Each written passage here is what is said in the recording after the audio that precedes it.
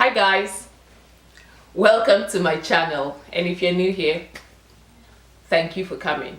Today I'm going to talk about literacy and introducing kids to literacy. So I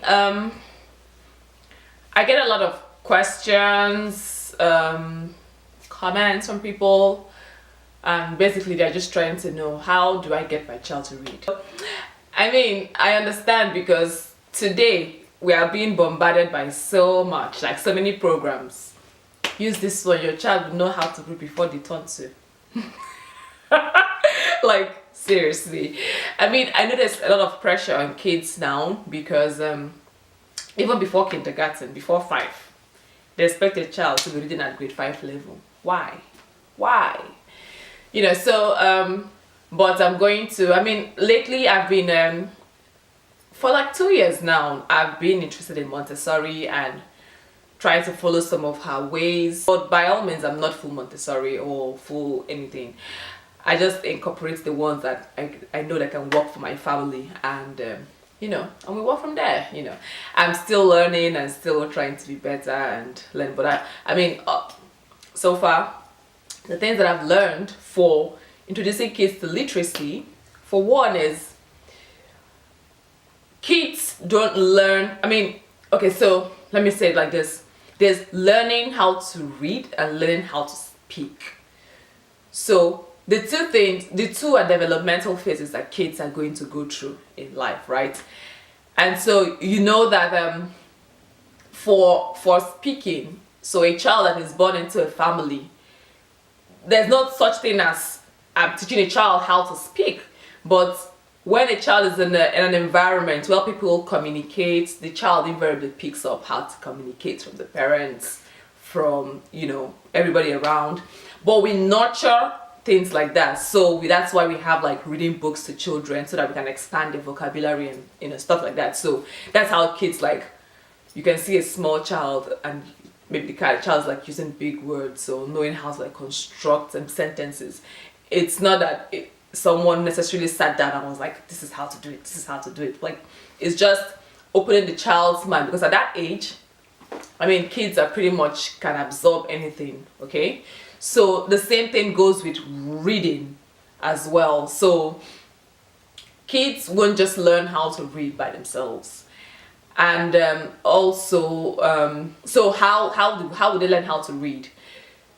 If you live in a home and you're always reading to your child, right? You're introducing a child to reading. That's pre-reading for me. That's reading books to a child. So that once in a while you can point at the letters, and so the child can say that, okay, these symbols actually make sound. So that's like, you're introducing a child to reading, but not necessarily showing the child like, oh, this is how to read or anything. So that's the first step. Immerse the child in so much knowledge. Read to your child. Show your child things. Show them the alphabet. Show them all that. So, because according to Montessori, there are 3 stages for learning how to read. So the child is going to go through the phonic way. So know the phonics. So after the phonics, then you move on to like visualization. Then now understanding what you're reading, right? Contextualizing whatever you're reading. So for the alphabet, which is phonics, which is what Montessori is big on. So I see people, they start doing A, B, C, D, E, F, G. Because there are lots of programs that are showing us that that's how to do it, or even people, you start with A, B, K.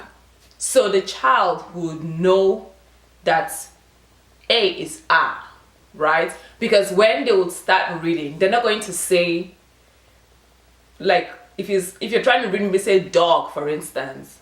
So they're not going to say D, O, G, like D-O-G, like, it doesn't even make sense, right? So it's going to be D, O, okay, which is the letter sound. And so that's how you start. It's like, when you're introducing the alphabet to the child, use the letter sounds. So that's something Montessori does.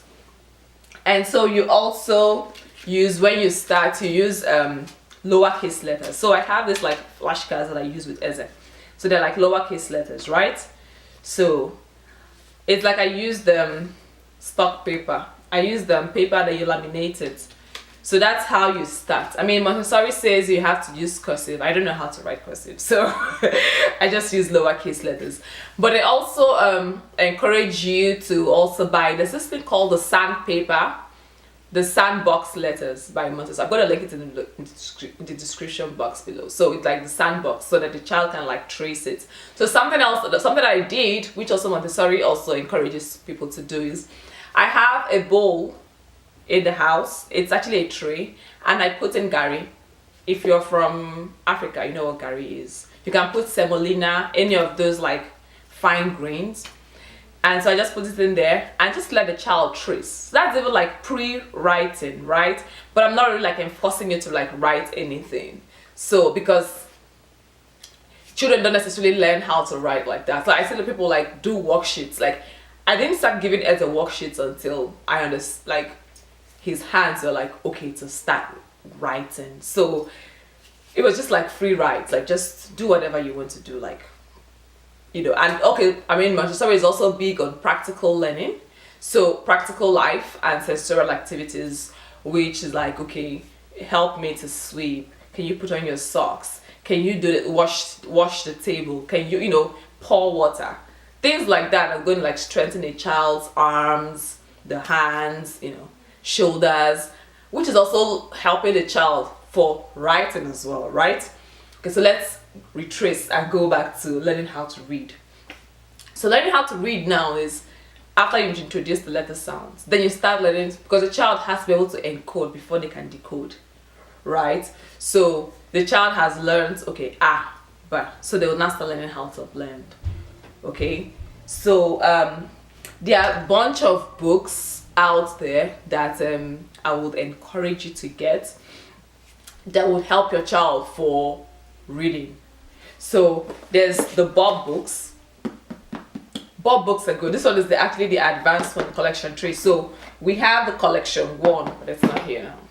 So we have the collection 1, and I got the collection 2 from the library. So, and funny enough, I went, so story for another day, but I got this one, the collection 3, and it's very, very good. So but he hasn't started using collection 3 because he hasn't progressed to this stage yet. And another book that I found interesting, another book that I found to be good is Hooked on Phonics. I'm going to link it, but this is the older version. It's called Hooked on Phonics. It's the older version.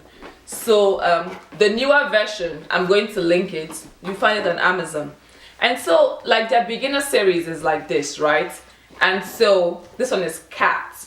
So a child that has learned the phonics and has learned like 2-letter words can now progress to 3-letter words, right?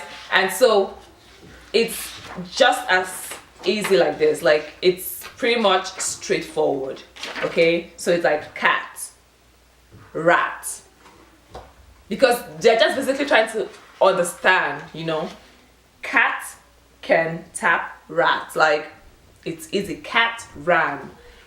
So that's, so you see, there's no such thing as, there's no sight words here. So that's another mistake people make, is they just start introducing kids to sight words. And I mean, there are 2 ways you can learn how to read. Children decoding words, like okay, it's not cramming, it's looking at the letter structure and learning it, right? But the negative to that is that a child that has learned those words will only know those words, and when you bring in a new word to the child can't decode it because they didn't learn how to necessarily read well. So that's why I think phonics will still be the best, if you ask me. So sight words, I mean, if a child hasn't understood how letters are formed or how you can break them apart, introducing sight words, I don't think it's a no. Don't do that. So first of all, teach your child letter sounds, 2, 3, 4, then you start progressing. Okay? leave the sight words for now. Use things like this. Use the Bob books. Use the Hooked on Phonics book. There's also this one, I think it's the Emergent Readers. They're also very good. Like, these are the ones that I've used and I've tried. I got that one from the library. These are the ones that I've used and I've tried and I've seen that they work.